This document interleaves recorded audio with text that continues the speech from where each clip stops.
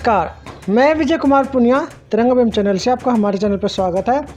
अगर आपने हमारा चैनल सब्सक्राइब नहीं किया तो नीचे लाल रंग का बटन है, सबसे पहले तो चैनल को कीजिए सब्सक्राइब और आने वाली तमाम खबरें आप लोगों को मिलती रहेगी और आप हमारे साथ ऐसे ही जुड़े रहोगे। अब बात करते हैं प्रधानमंत्री नरेंद्र मोदी की छवि की। 25 तारीख को ट्विटर, फेसबुक, इंस्टाग्राम इसको बैन करने की जो बात की गई थी, इसको बंद करने की जो सरकार ने बात बोली थी, जो कि तमाम सोशल मीडिया में खबरों में भी चला था, जो एक पॉलिसी लेके आए थे सोशल मीडिया के लिए, वो 25 मई से लागू हो चुकी है। कुल मिलाकर बात ये थी कि इन पे जो बैन लगेगा, इस पर पाबंदी लगेगी। और कहना यह था कि भारत के अंदर अगर इनको चलाना है तो हमारे अधिकारी बैठेंगे, उसको मुआयना करेंगे, अगर कोई गलत कंटेंट होगा तो उसको हटाया भी जाएगा। लेकिन इसी सोशल मीडिया ने 2014 में प्रधानमंत्री नरेंद्र मोदी की छवि को इतना अच्छा बनाया था, इतना विकराल बना दिया था कि वो देश की प्रधानमंत्री की कुर्सी पर बैठे भी थे। और आज 2021 चल रहा है, 7 साल आज हो चुके हैं प्रधानमंत्री को कुर्सी पे बैठे। लेकिन अभी इसी सोशल मीडिया की वजह से इनकी छवि ख़राब भी हुई है। इसी सोशल मीडिया की वजह से इनकी छवि बनी थी, इसी सोशल मीडिया की वजह से इनकी छवि ख़राब भी हुई है। ख़राब होने के 7 साल में अनेकों कारण हैं, लेकिन जो सबसे बड़ा जो कारण माना गया, किसान आंदोलन, जो नदियों में लाशें तैरती दिखाई दी, प्रयागराज में जो नदी के अंदर लाशें दिखी हुई, कोरोना वैक्सीन का घपला, बहुत सी थी जो एक एक करके मैं आपको सारी चीज़ें बताऊंगा। किसी की छवि को गढ़ना हो या किसी की छवि को तोड़ना हो तो उसके लिए सोशल मीडिया से बेहतर कोई जगह नहीं हो सकती है। इस बात की पहली बार तस्दीक हुई थी साल 2009 में, जब सोशल मीडिया ने अमेरिका में बराक ओबामा को राष्ट्रपति बना दिया था। एक ऐसी छवि गढ़ी गई जिसने अमेरिकी इतिहास में पहली बार एक अश्वेत को राष्ट्रपति बना दिया और राष्ट्रपति पद से हटने के 4 साल बाद भी वो सोशल मीडिया और ख़ासतौर से ट्विटर की दुनिया के बेताज बादशाह है। 129 मिलियन से भी ज़्यादा फॉलोवर वाला शख्स, इतने फॉलोवर जितने खुद ट्विटर के भी नहीं है। अगर ट्विटर की इस लोकप्रियता को भारतीय परिप्रेक्ष्य में ट्रांसलेट करें तो ये तमगा सिर्फ और सिर्फ एक आदमी के पास है और वो है हमारे प्रधानमंत्री नरेंद्र मोदी। उन्होंने और उनकी टीम ने सोशल मीडिया के जरिए एक छवि गढ़ी है जिसने उन्हें लोकप्रियता के शिखर पर पहुंचा दिया।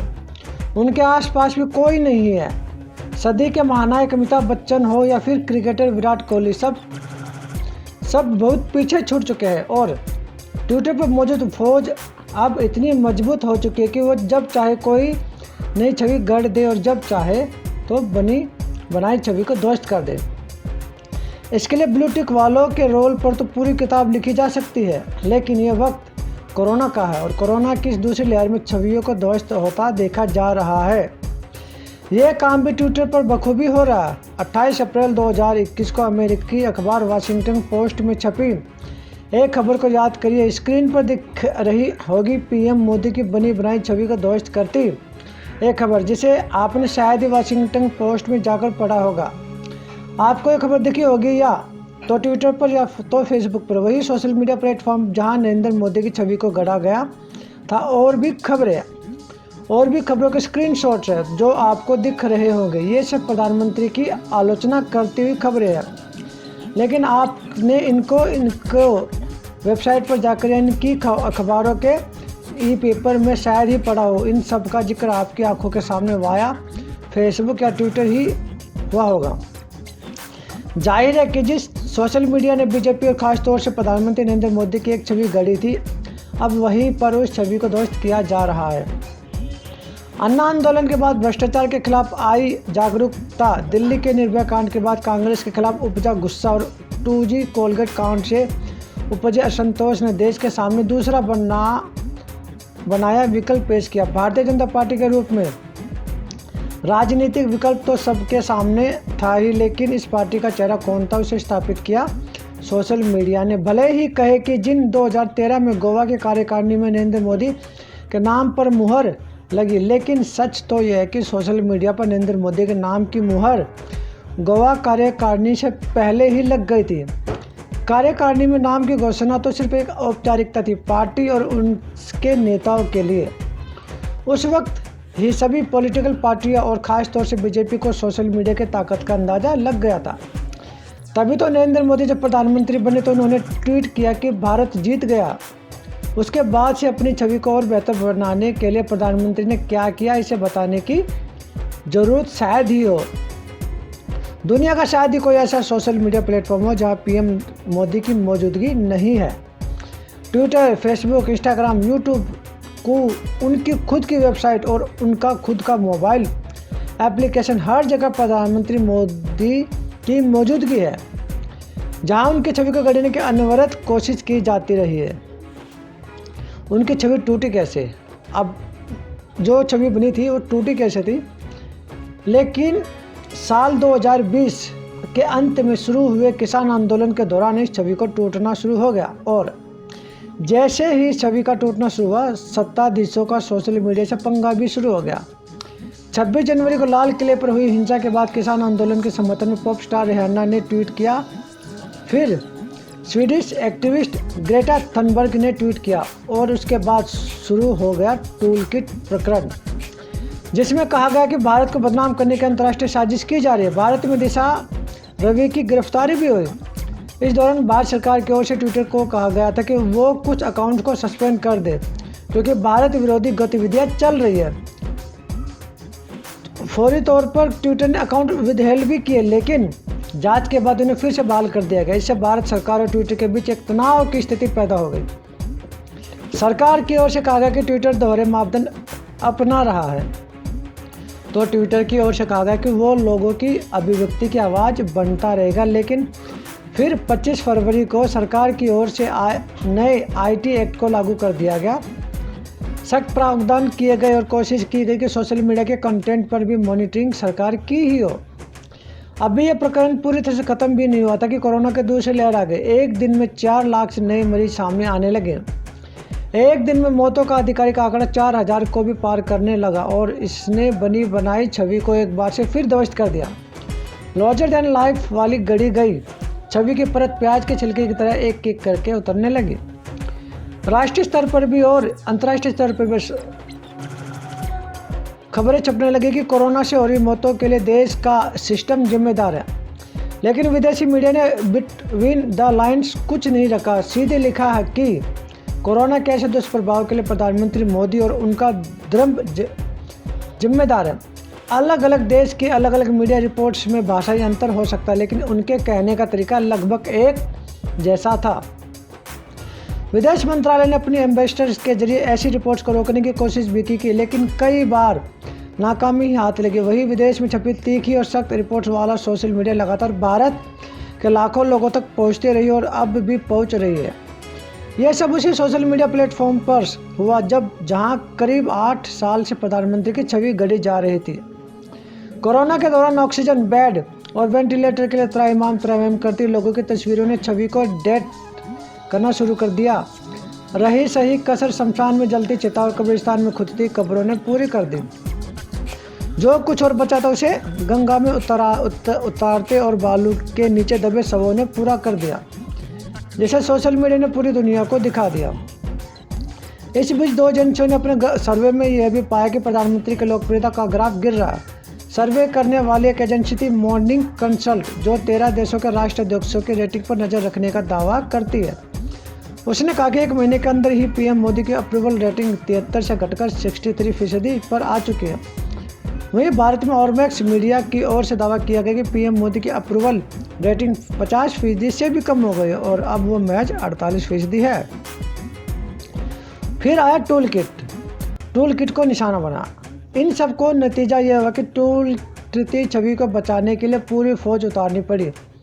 इस फौज ने पैरोडी वेबसाइट के जरिए लेख लिखवाकर साख बचाने के लचीली कवायद की, लेकिन सोशल मीडिया पर ही उसकी भी पोल पट्टी खुल गई। फिर दूसरा रास्ता अख्तियार किया गया। 18 मई को फिर से सोशल मीडिया का ही सहारा लिया गया।